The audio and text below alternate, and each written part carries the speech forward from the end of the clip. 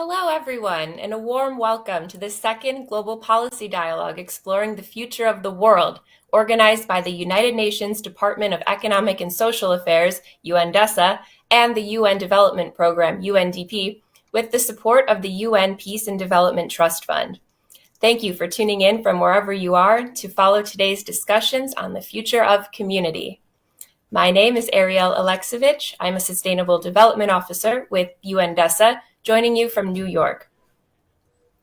I'm honored to be your moderator for this session in our series of global policy dialogues on preparing for what's next.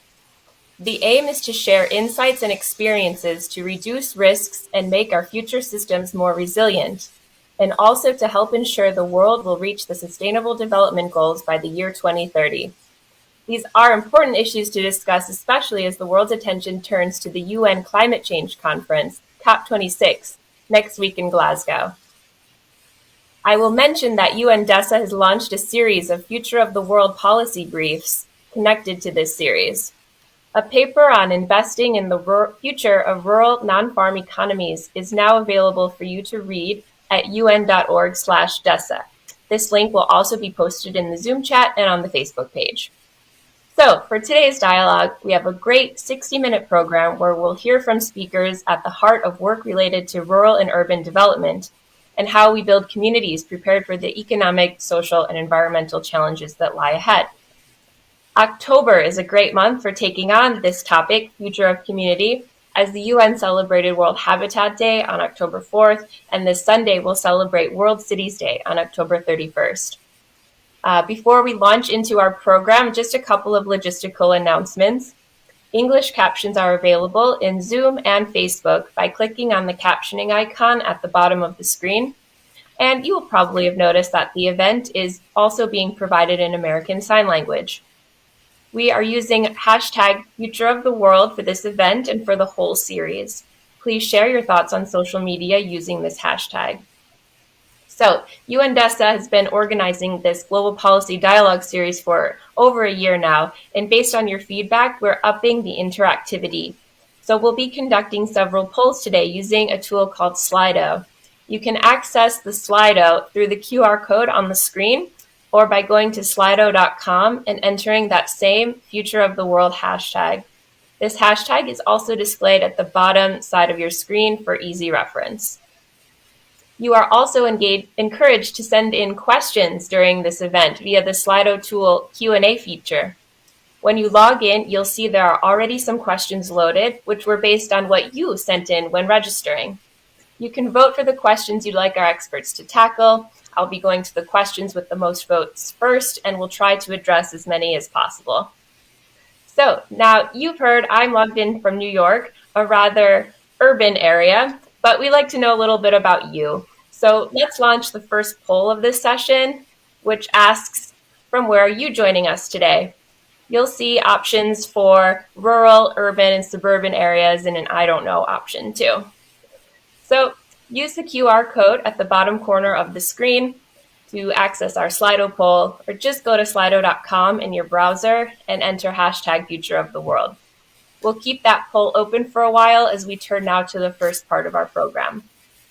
We'd like to share with you the highlights from a session this month, also on the future of community, that was held as part of the BOAU Forum for Asia's Global Economic Development and Security Forum. You will hear from Maria Francesca Spatolisano, the Assistant Secretary General for Policy Coordination and Interagency Affairs at UNDESA, as well as Hao-Lang Xu, Assistant Secretary General and Director of the Bureau for Policy and Program Support for UNDP. And the moderator here is Qian Wei, news anchor for CCTV News.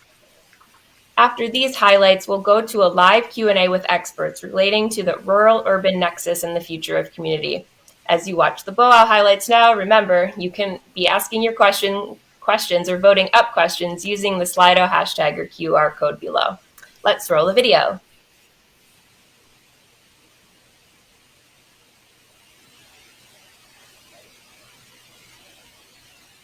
Good morning, ladies and gentlemen. Welcome to the future of community. It's a wonderful topic, and we are talking about connecting urban and rural prosperity. On that, I would like to go to Mr. Xu Haoliang. 2030 agenda, its a key objective is leaving no one behind. And I think this must be the primary principle, for when we consider urban-rural development linkages. We know that the way we design the infrastructure, the governance systems, policies, and regulations can determine the spatial flow of people, goods, services, and information, and shape the prospects of the whole communities, societies, and economies. So the government strategy that focuses on leaving no one behind, I think will really determine the outcome of the development process. The point I want to emphasize is really leaving no one behind, and really address the inequalities that we've seen in many urbanization process, and leaving the rural areas behind. That's not sustainable. Thank you. Francesca, what is your take globally? Well, thank you for having me. First of all, this is a very interesting subject. And indeed, the disadvantage of the rural areas compared to more, more rural areas, the disadvantage of, there is an echo, right? Well, there's no echo in my ears, but go ahead. Okay. So I was saying the disadvantage of rural areas compared to urban areas is a very well-known factor in many, many countries. So it is something that we need to address in many ways, which are, as my colleague Haoliang Xu was saying, different from China. But there are a couple, and so the inspirational example of China can apply or have to be differently, modified to be helpful in different contexts. But there are a couple of elements which are, I would say, common everywhere to address the disparities. And one is social protection, and the other one is closing the digital divide. So social protection is a very important and proven instrument to enhance people's resilience and economic security. When you have, protection, social protection coverage extended to all layers of the population, of course, you have more opportunities for these people to catch up with the areas in cities where usually people are covered. So in rural areas, let's say the characteristic of the employment in those areas are such that very often the coverage is lower in rural areas, and that is a problem. So we should address it. And I understand in China you have started catching up because now you are investing public resources, for instance, to provide universal old age pension in rural areas as well. So that is a way to bridge this, reduce the disadvantage. Another way I was talking about, I mentioned already, is closing the digital divide, both in terms of infrastructure and therefore offering the access, the connectivity to rural areas, and in terms of skilling the people who live in rural areas, because it's not enough to have, a nice coverage, but you also need the ability to use it. And in this case, I revert to what my colleague was saying, leaving no one behind is a very important principle, because you have to think of those who were not trained, and you have to offer that possibility. So I think these two elements are very important in everywhere, basically, to close the disparities between rural and urban areas. Thank you. Thank you very much, Francesca. We'll come back to you a bit later. I think this is a very important question that we're raising today, that rural and urban development, whether they are divided or they should be more interconnected? How to seek what we talk about, the common prosperity? On that, I want to also go to Mr. Xu. Even though China's case study could be unique in its own circumstances, but China, as one of the largest developing countries in the world, does make an interesting case study and provide some inspirations for the overall urban-rural development strategies worldwide. So, Mr. Xu, your take. I think, as Professor Lee indicated, the rural-urban development are inextricably linked. I understand globally we have achieved a 50% urbanization rate in the world, and the projection is that the urbanization rate will grow very rapidly to 70%, by before 2050. So urban-rural development really cannot be separated, and what we see quite a lot is this push and the pull effect because of inequality of population moving from rural areas to urban areas in an unregulated way, right? Therefore, create pockets of poverty and persistent poverty, in the peripheries of urban centers, but also leaving degraded rural communities. So this is what we observe in many developing countries. I think Professor Lee also raised the question of resource transfers from the central to from the urban areas to local areas. The financing of local governments is also a major question, and there are many different models depending on the systems of developing countries or even developed countries. So I think we know that urban centers produce 80% of the global GDP, right, globally. Right? So and the rural productivity increase normally cannot reach the level of urban productivity. So in order to achieve a balanced development, the resource transfer of some kind seems to be inevitable, right? But there's obviously a discussion and a question of how much the urban sectors can subsidize the local sectors, the rural sectors. So I do agree that subsidy, resource transfer is not the ultimate solution. But when we want to address the question of balanced development, I think in a way China has shown its ability to use different means, to support underdeveloped areas to catch up.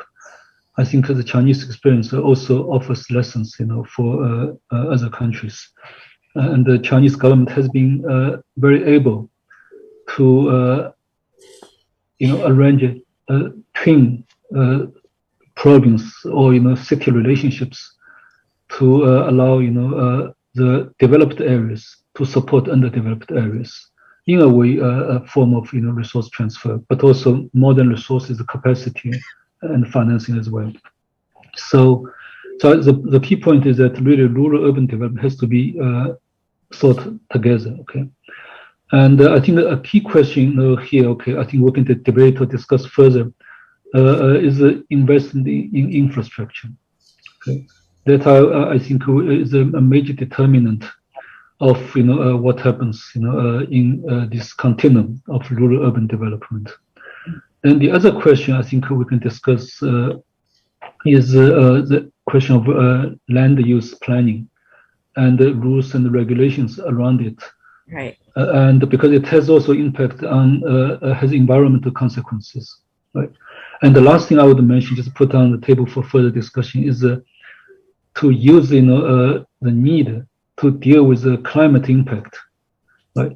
And to support the climate actions in both rural and urban areas, which require different responses, but use the climate action as a key entry point to achieve so-called just and sustainable transition from a carbon-based economy to a carbon neutral economy eventually. So Right. I think so. These are a few points that I can just put on the table. Those are excellent points, and thank you so much, Mr. Xu, for your profound knowledge sharing about the China's realities and also how it is put into the overall global context. Francesca, we already have this very wonderful debate already going on. Whether urban, rural, divided or connected. What is the policy? And then we also have, what kind of models or quote unquote ways to get there. China unique or not? Francesca, I'm sure you have your answers. Please come in. Well, as I am Italian, I can tell you that indeed the model in Europe is more like a series of relatively small, by Chinese standards, cities, but there is a very important difference in geography. The distances are not as big, of course. So it's easier in a way to stay connected when the geography allows you. And this leads me to mention one aspect which I think is very important, and it is the need to shift to sustainable transportation methods, for instance, in order to be able to connect the distant locations in a way which is sustainable. And as you know, we just had a second Global Sustainable Transport Conference, and there is a very important interagency report with many findings which I recommend to your attention about sustainable transport and sustainable development, because the two things are linked. And also we through that should focus also on energy efficiency and shifting to new forms of low carbon fuels and electrical vehicles, so that we pollute less, and also of course changes in behavior, because people could use more public transportation than private, and so on and so forth. All this makes me conclude on your question that there are choices to be made. Basically, models can be adapted to different situations, but what matters is that we are aware that there are choices, and the future is in our hands. To choose the right policy, to choose the right model is what we need to do now if we want to have a decent future for future generations. Thank you. Thank you so much, Francesca.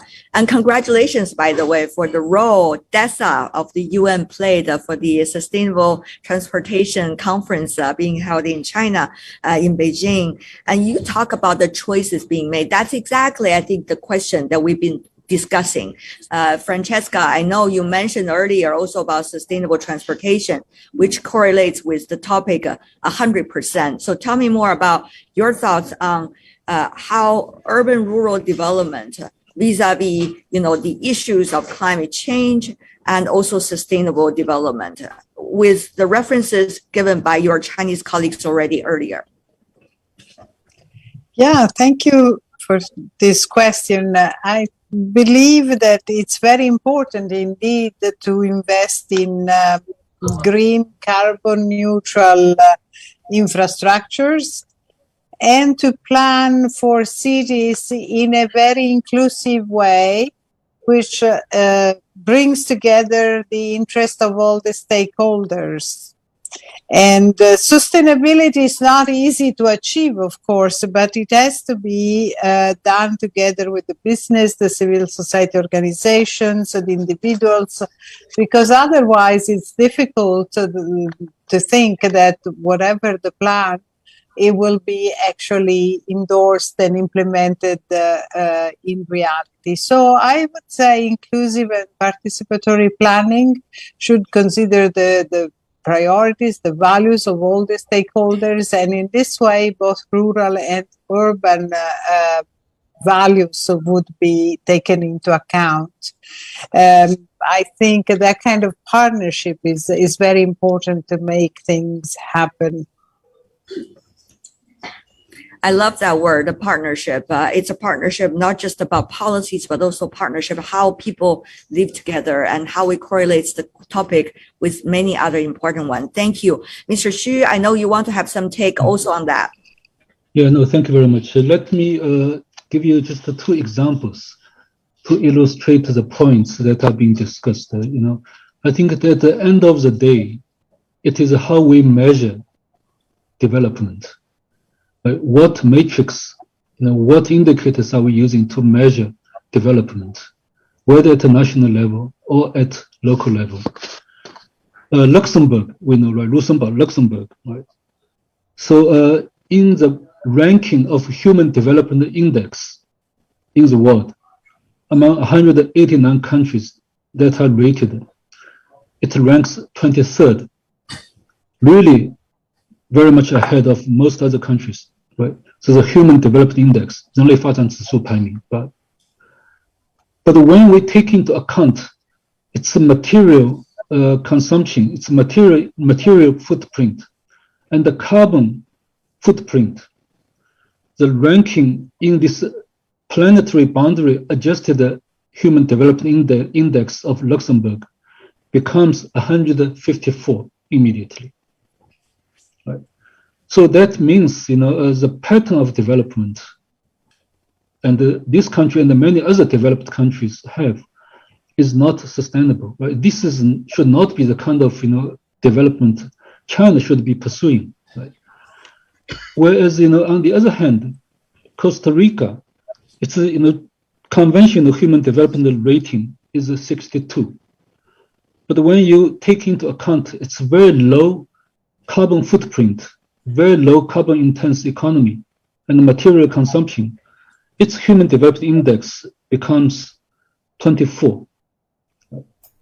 So I think the point is that while China has made ecological development and environmental protection a central piece of its policy, development policy, but what I see as an outsider, sitting outside, looking at Chinese media, is that we only talk about the rankings of GDPs, right? The GDP ranking, 这个排名出炉，那个排名出炉，对不对？ So I think so we needed to encourage it. We needed the right incentives to encourage to use the right matrix to measure success. And it is not GDP, total GDP or GDP per capita that ultimately matters. It is a multi-dimensional measure of people's well-being for both urban and rural residents, that ultimately matter. So I think this is one point that I really want to make. Okay, thank you. Thank you very much. It's about how we see and how it's going to be measured. Thank you. On carbon neutrality, it is not just about economic indicators and also the numbers, but also about the social and cultural impacts. On that, Mr. Xu, would you like to say something? On the question of culture and impact. Cultural and social impact. Yeah, I think the key question from our point of view is that any policy decisions, development strategies, and their preparation and the decisions should involve all stakeholders. And if that approach is taken, then you can ensure that the concerns of different partners, different stakeholders are taken into account. That includes cultural aspects of the development. And that's very interesting to see some of the opinion surveys. And we can often see that the trust of people in local government is very often, this may not apply in China, but it's very often the trust of citizens in local governments are higher than the trust in federal governments, right? So if you take a multi-stakeholder approach in your policy and the decision-making process, I think you can deal with this quite effectively. Just one more point very quickly on the technology and what Ms. Dulan is saying earlier. I think what she's doing is really incredibly innovative. I think it's we need more of that. The only point I wanted to make is that when we look at use of technology, we need to make sure that it is empowering, right? Not disempowering. And it does not help to increase digital divide. So we need to really make sure that it helps to close the gap in digital divide. So Okay. we don't have time to elaborate, but this is the one point that we often really emphasize. Maybe 1 or 2 sentences to illustrate your final thoughts. Oh, thank you. I think this was an excellent conversation, and we need to continue integrate the needs of rural and urban populations in a way which includes, or rather goes towards the needs of all of them, because the citizen of a big city certainly like to go out to the countryside and need the countryside for a number of reasons, not only recreation, but food and other supplies, and vice versa. The rural population certainly receives the support from, as we have seen, the wealth produced by urban dwellers. So it's very important to have this exchange in both directions when we address this issue of bridging the disparities and the divide between the two. Thank you. It goes both ways. Thank you very much. Integration as well. Thank you so much for your support, all of you in person and also online. Really appreciate it. I'm Tianwei. Thank you. Bye. Hi, everyone. Welcome back. I agree with Tianwei that we learned some key things from ASG Specializano and ASG Xu on the need to ensure that we leave no one behind in sustainable development. Also, we need to take action now and enact good policies now to set ourselves up for a good future. I will bring out our panelists in just a moment, but first let's look at the results of that poll. From where are you joining us today? So we can see here we have an overwhelming amount of people joining from an urban area, 72%.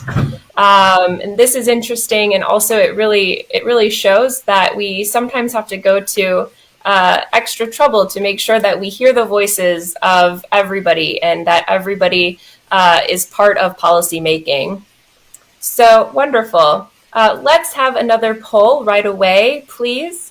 The question this time is going to be, what do you think is the biggest challenge facing people at the urban-rural nexus? And you have the various possible answers: economic inequalities, social inequalities, environmental sustainability, trust in one another, or something else. So I'll leave that poll open. Please go to slido.com and use hashtag future of the world to answer. You can also use that QR code at the bottom of the screen. And we'll leave that open while I introduce our speakers now. We are joined by my colleagues, Nazrul Islam, who is Chief of the Development Research Branch at DESA, and Rajiv Isar, who is an Urban Risk and Resilience Specialist with the UNDP Crisis Bureau and Disaster Team. Thanks to you both for being here. Really appreciate it. So now I have our panelists on board. I'd like to look at that Slido poll and see what our audience thinks about what is the biggest challenge facing people at the urban-rural nexus. Also, just a reminder, feel free to send in your questions for this topic as we're discussing it. Don't wait till the end and risk missing out. And you can also vote up questions you'd like to be asked, because I'll go to the ones with the most votes first. So, okay, looking at the poll here, I see that most people think that economic inequalities is the biggest challenge facing people at the urban-rural nexus. Social inequalities comes in second place right now, environmental sustainability, and then trust in one another. And something else is getting some votes too. So I think this actually shows that there are a lot of challenges at the urban-rural nexus and that we have a lot of work to do. So Maybe I'll turn to our guests right now. Rajiv and Nazrul, I'd like to start by asking you for your initial observations. This could be based on the poll results here or any of those themes we heard at the Boao Forum. So perhaps, Rajiv, I'll go to you first. Thank you, Ariel. Thanks, to the audience for the, insightful poll. And since we are talking about the urban-rural nexus, so many of the challenges that I would like to speak about are also interconnected. So it's not that one challenge can be seen as, distinct from the other. Many of these challenges, they are integrated and they mutually reinforce each other. There are, structural socioeconomic inequities which tend to further deepen the, vulnerabilities across, whether it's in the urban areas or in the rural areas. So if we are looking at interconnected challenges, then we definitely have to look for mutually reinforcing development solutions to address them. So some sort of a more, say, like a systems thinking of, an approach by overcoming the rural-urban divide to address, some of these challenges. So I would not like to see these challenges as being distinct, say from each other, but how do they interplay and tend to reinforce each other. So the best way is that we need to bridge the gap between, what we say a national and urban or a rural area and do a more, sort of a catalytic approach, which delivers dividends across. Yeah, that's very interesting. Thanks, Rajiv. And Nazrul, over to you for your initial thoughts. Well, my initial thoughts are the following. First of all, we should not think that rural and urban areas are to be connected. Rural and urban areas were always connected. So it's not an issue of something new that we are trying to do in terms of establishing connection between them. They have been always connected. The question is what kind of connections are there currently, and what kind of connections there should be. Yeah? So that's the main question. And in this regard, as you know, even DESA recently brought out a report, this World Social Report 2021. It focused on reconsidering rural development. So in that report, we provided a kind of thorough analysis of what kind of rural development we should aim for going forward. And the most important thinking or thought or the idea that we presented there is that there was a time when there was no difference between rural and urban areas. I mean, there were no cities in that sense that we see currently. But over time, particularly, it's a result of the first industrial revolution that we have cities with a different kind of economic activity, mainly manufacturing, based on machine power. And that raised the productivity level of manufacturing, and which were concentrated in the cities. And actually, cities developed around manufacturing in many cases. So that led to a marked difference in the productivity level between urban economies focused on manufacturing and rural economies focused on agriculture. So now going forward, basically, the point is we probably have reached a new threshold with the advent of these new technologies, which allow to raise the productivity of agriculture to a level that can be similar to that in manufacturing. So if you can do that, then you kind of take away the basic plank on which the current difference of productivity level and income level, etc., that exists between rural and urban areas. So that's a new possibility that have arisen, and the report, and we are urging all policymakers in all countries to take note of this new possibility and do their most to kind of actually realize and utilize this possibility. So that's probably the the task now, and where the attention should be focused. Thank you, Nazrul. We'll keep this in mind as we take our first question. So let's see what that will be. Let's check out our Slido.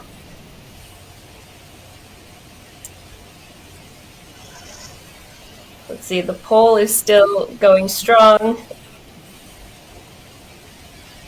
And here we go. How do we build communities prepared for the challenges where clean water is essential and COVID-19 is not under control? From Viviana Vid in Irvine, USA. Yeah, so Nazrul or Rajiv, how about this? COVID is still a big problem for us. We need everybody in rural places and urban places to have access to water, certainly for sanitation, and also I think this goes along with health services. What do you guys think? Perhaps Nazrul, you first, I see. Yes. Well, this is a very good question. And as you know, these COVID-19 and also the recurrence of epidemics in recent decades has been clearly connected with the, what is happening in the environmental front. In the sense, the progressive loss of habitats, of animal habitats, has been pointed to be an important factor that is giving rise to this frequent arrival of different kind of epidemics. This has been pointed out by UNEP and many other organizations, because when you don't have habitats left for the animals, they enter into human habitats, and the interface between the animal and human habitats increase. And that's how the pathogens of the animal world can jump to the human world and become this, transmit into this kind of deadly viruses. So that's why we have to kind of have a strategy which can reverse this current trend of continuous loss of animal habitat, mainly forest, wilderness, etc., so that we can prevent this recurrence of. So this is a recurrence of epidemics. So this is a new threat. I mean, we are familiar with the climate threat, which is also another consequence of what we have done to the environment. But this is another threat which is also a consequence of what we have done to environment. So that is an important. Now this issue is also connected with the topic that we are discussing today, which is the type of rural development or the type of rural and urban connection that we want to have. Now so far, the agriculture, as you know, the main economic activity of rural areas, and that has been conducted in a way which was destructive for environment. So we had progress. We extended cultivation to, we removed forest, we removed wilderness to kind of extend agriculture. But obviously, that has led to this situation. So going forward, we have to find a way in which we can have, necessary food production, etc., in a way that does not require as much land as we have, currently kind of, already used up. So that's one. The second is with regard to water, which is very important issue. Again, this is very connected with the kind of rural development we want. As you know, there is about 80% of the water that is currently diverted from rivers is actually done for irrigation. So, this and in many cases, this irrigation is very wasteful, and the methods that are applied, like you have flood irrigation where you flood the entire cropland to have the, but that is not necessary. There are improved irrigation methods which can have the same amount of irrigation with much less water. So these are again, the new technologies are improving those kind of methods further. So going forward, we have to achieve agricultural development and rural development in a way that is much less negatively impactful on the environment. So that is another important task that we face. Yeah, thank you, Nazrul. That's great. And yeah, I think that you said a lot in that. Rajiv, do you have anything to add on that? Yeah, sure. So thank you. Excellent, question. And Nazrul has already, provided very insightful information on that. So let me just start with one anecdote, from my experience. About almost 8 years ago or so, I was devising a sub-regional disaster climate risk management, program in the Horn of Africa. So in order to be more, pertinent to the stakeholders that we were trying to address, we did a sort of a, pulse reading in terms of what are the key needs that people would like us to address. We have to minimize their exposure and the vulnerability to many of the disasters or climate challenges, etc. And the findings, as the poll that you have, today, literally, surprised us. And the first thing that stood out in terms of the people's needs and demands was water. And this was, something that we normally, traditionally did not address as, part of our normal disaster or climate risk management interventions.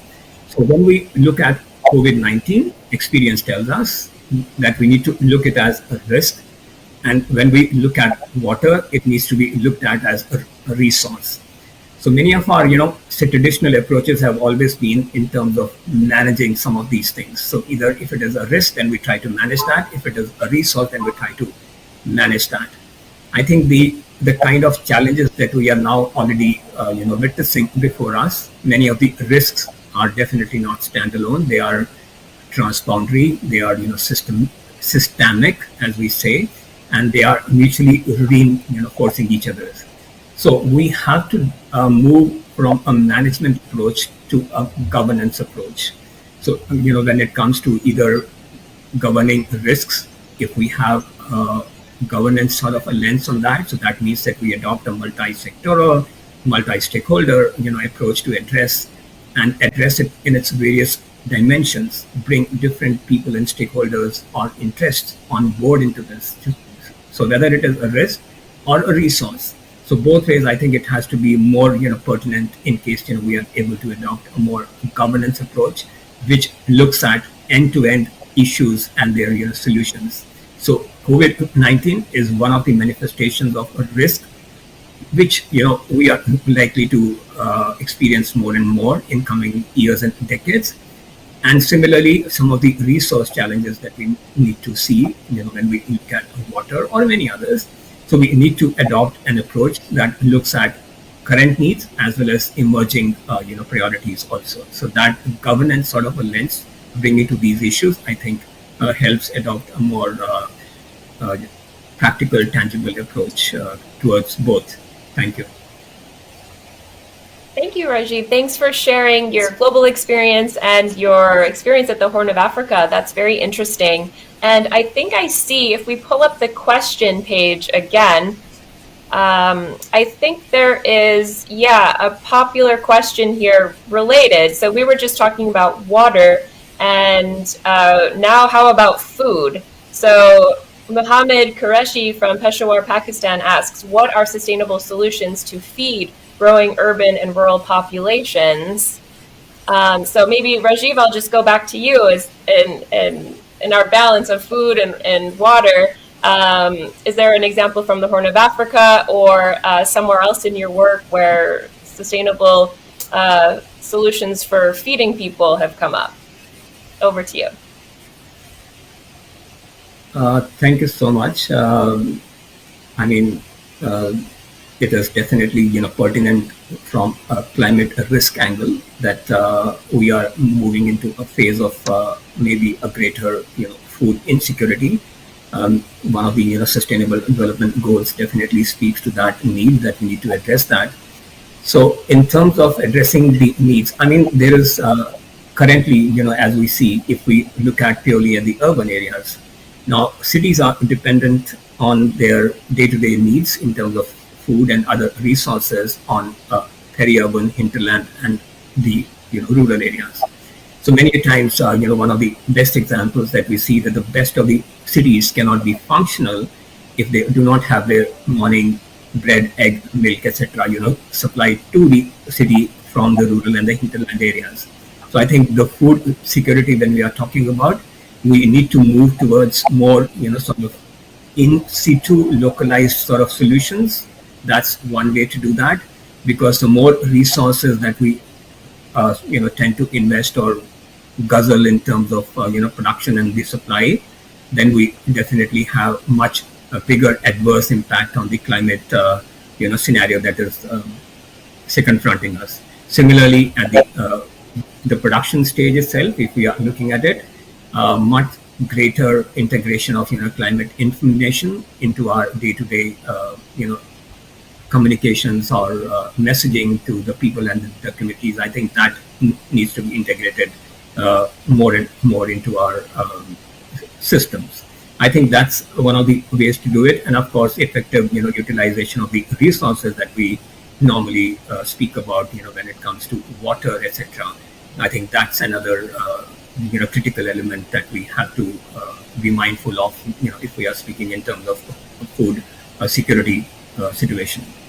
Thank you. Great, thank you, Rajiv. And I think you're picking up points from the UN Food Systems Summit that happened this September.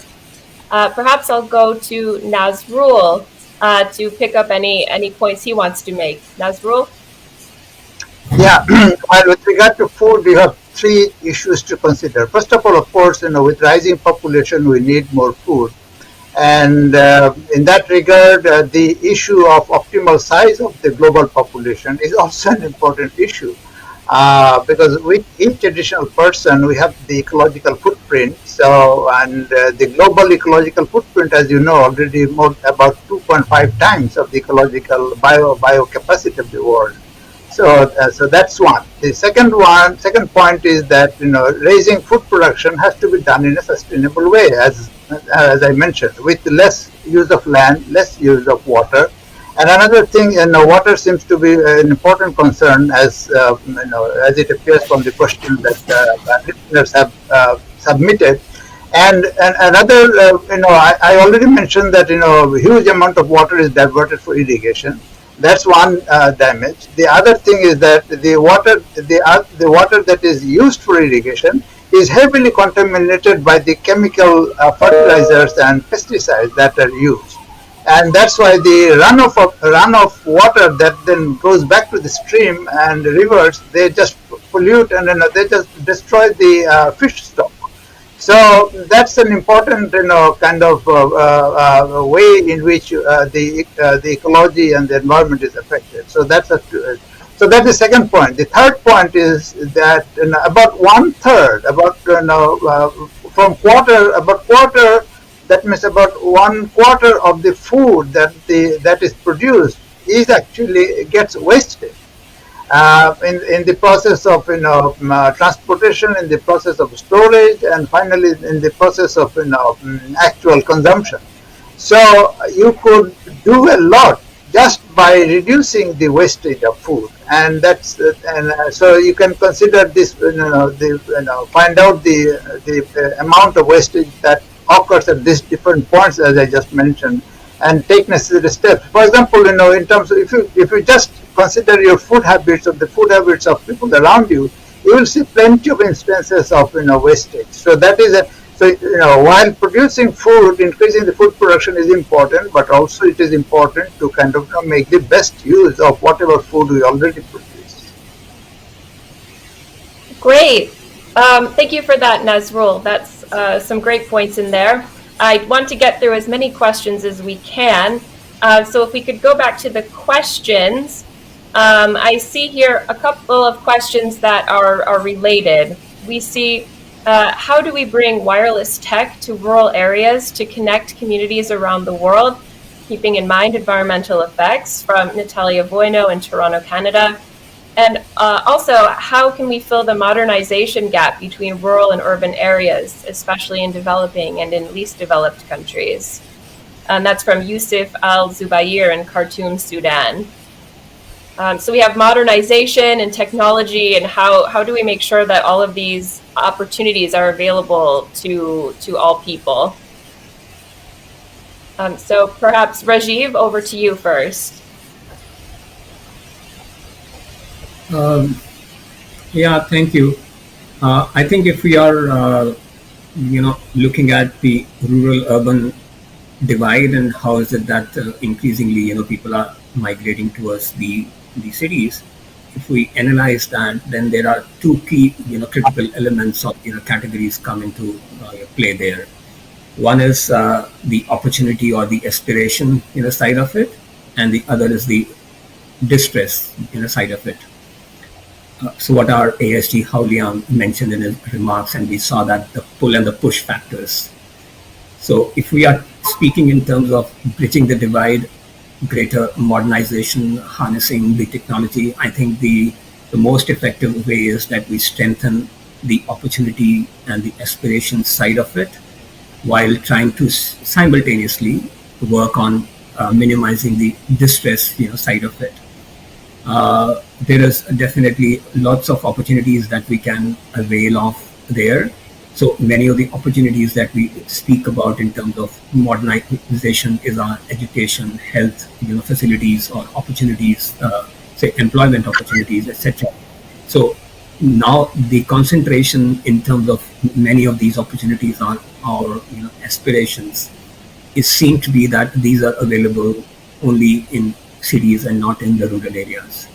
There is definitely a role, for many of us as development, practitioners, wherever in different roles that we are in, either in an international development organization or CSO NGOs or administrative entities, etc. We need to enhance these opportunity and the aspiration side of the people's needs, psychological needs, and try to bridge this divide. Of course, there. Similarly, then we also have to bring down the stress factors. So many of the evidence suggests that today the biggest contributor to this divide and to this increasing migration from the rural to the urban areas is the distress migration. It's either because of a disaster event, climate impacts, crop failures, or some other civil strife or conflicts which people are not willing to put up with, say, for a longer period of time. So their coping capacities are also coming under stress. So in order to address both these needs, so where is the opportunities? So the opportunities that we see today are definitely there in the digital technologies, more and more innovation side of it. Many of these are already available in terms of harness or improving the services and the governance side of the equation to do that. So yes, less technological carbon footprint of technology, as in one of the questions has already been suggested. That's of course there. Mobile technologies today offer the maximum potential and opportunity to enhance that reach and to create that opportunity and aspiration, as well as bring down the distress when we are doing that. So of course, in terms of investing in building the resilience, so that's clearly has to be there. But of course, many of these things in terms of their application need to have a very contextual focus. It's not one size fits all sort of an approach. What is the most relevant and most useful in a particular community, country development, risk landscape context? I think that also needs to be kept in mind when we are moving towards that. Thank you. Thank you, Rajiv. So Nazrul, Rajiv is talking about how bringing tech to rural communities, we need to make sure that the solutions are specific to them and that we invest now in those kinds of things. What else would you like to add? Yeah, actually, and as you know, our Secretary General has recently issued a report titled Our Common Agenda.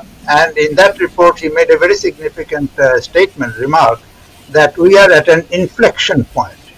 Inflection point, as you know, is a point where beyond which things can either sharply go in one direction or it can go in another direction. So that means that's a very important, it's a kind of point of juncture. So we are at this point, and in terms of the topic today that we're discussing, rural-urban connection or rural development, that's exactly the situation. Either the current divide will get sharper, will get much more serious, or we will enter an epoch where this divide will be narrowing at a much rapid pace. So obviously we want the later, right? So, but to do that, as Rajiv mentioned, we have to kind of make sure that the rural population does not fall behind in terms of adoption and use of digital technology. So that's an important. The world is moving fast ahead with this application of digital technologies, and if the rural population does not have the necessary capability to use them, then they will lag further behind in the coming years. So that's an important task. So what that means is that there is that we have to kind of first of all do much more and at a much a greater pace the basic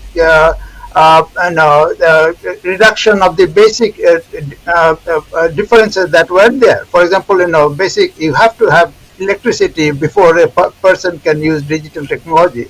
You have to have basic education before a person can actually use digital technology. You have to have basic infrastructure. So those deficiencies that rural areas had from before, it is much more urgent now to get rid of those differences so that they can get on board with this new digital ride that we are entering. So that's, but this is a challenge. But there are also the opportunity side, in the sense there are bright spots, like this is the what we say leapfrogging. So there are possibilities of leapfrogging. Just take the example of mobile phone. So many people in developing countries are jumping from no phone to mobile phone, bypassing the stage of land phones. If we had to go through the stage of land phones, then we would need many more decades before all this rural population would be, would have this, phone connection. But they can have mobile phones, and mobile phones are bringing about a revolution in many developing countries, rural areas, and they are even in some cases they are going further ahead than even the developed countries in terms of actually making use of the mobile phones for various kind of uses, including financial transaction, including marketing, including many other getting services, recreation, etc., etc. So if you can provide the basic, set the basic preconditions, then rural people everywhere and people in developing countries can very effectively use those opportunities. So the main question is to kind of, create those basic opportunities. That means, just get rid of the basic deficiencies that they suffer in terms of basic infrastructure, education, health, and particular supply for electricity, and then, a miracle can happen. Great. Thank you, Nazrul. We have just a couple of minutes left, unfortunately, in today's event. There's just one quick lightning round question I'd love to get your take on, both of you. We have a lot of our audience. They are from the civil society organizations or non-governmental organizations, and there's a question here. What is the role of CSOs and NGOs in responding to the challenges that rural-urban migration poses for sustainable development? So maybe if we could have the 30-second answer, Rajiv, if you could. No, sure. I think, as I mentioned earlier, any of us as a development, practitioner from any of the background that we are, CSOs, NGOs, say administrative entities, etc., we need to address both sides of the equation, as I mentioned earlier, the opportunity or the aspiration side of it and the distress, side of it. And the CSOs and the NGOs, they definitely have a role across both of these, dimensions to create opportunities, as well as to minimize the exposure and the vulnerabilities, especially the structural inequalities that we see in terms of poverty, marginalization, discrimination based on certain factors that has to be overcome. I think at the same time it will be another interesting aspect to look at, and it will be a tactical input to our approach to address the psychological dimensions of this rural urban sort of a divide. Well, increasingly this is coming down. Many of the rural areas are already in a phase of sort of a transition. They might still be, administratively classified as rural, but they are actually, still becoming urban. So when I was talking about the psychological side of this, many of, people in the developing or the underdeveloped, countries, they tend to have this, psychological sort of a complex about being an urbanite or a ruralite. So I think some of these, psychological barriers towards and the complexes that come along with that need to be overcome. And obviously, the CSOs and NGOs have a very prominent role. And the more greater penetration and expansion of technology, internet and mobile technologies that we have, the greater will be the momentum towards bridging this divide. I think that's very important. Second aspect is to look at how the communities today are being understood and shaped. The earlier say traditional notion of what we understood by a community being some sort of a homogeneous entity is slowly becoming diluted. The communities are taking a different shape and contours. In urban areas, it is more like a professional groups or people of the same kind who are say constituting a community. So we need to look at how is this community dimension shaping up in an emerging rural urban context, and the CSOs and NGOs have a very important role to play even in this. So thank you. Thank you, Rajiv, and thank you, Nazrul, as well. I think we're hitting 10 o'clock Eastern, so we'll have to end it there. So thank you both for participating in today's dialogue.